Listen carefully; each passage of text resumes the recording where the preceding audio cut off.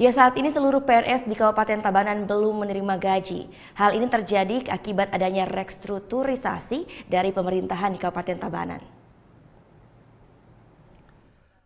Memasuki awal tahun 2017, pegawai negeri sipil di lingkungan Pemkab Tabanan harus sedikit bersabar. Pasalnya, gaji yang seharusnya diterima setiap tanggal 5 mengalami keterlambatan pembayaran.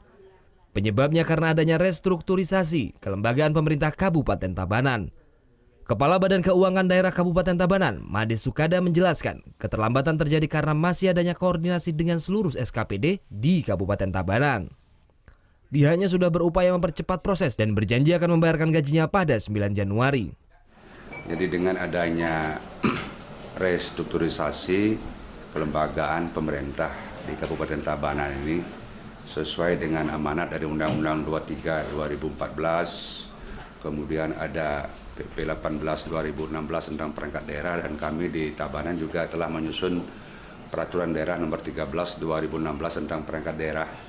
Oleh karena itu, dengan reorganisasi ini akan memberikan dampak yang cukup luas, cukup signifikan, terutamanya pada pengaturan P3D, ya, ada personalia, pembiayaan, dan lain sebagainya, pembiayaan, ada dokumen dan lain sebagainya. Salah satunya adalah masalah personalia, itu termasuk di dalamnya adalah masalah pembayaran gaji pegawai, ya.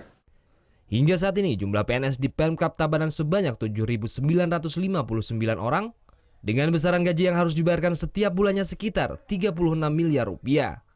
Namun jumlah tersebut belum termasuk pembayaran tenaga honorer yang biasanya dibayarkan setiap akhir bulan. Surya Sanjaya melaporkan untuk NET.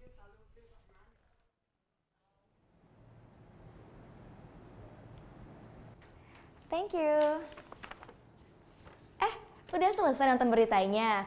Jangan pergi dulu dong. Subscribe dulu dan nonton tayangan lainnya di sini. Subscribe, nonton lagi. Subscribe, nonton lagi.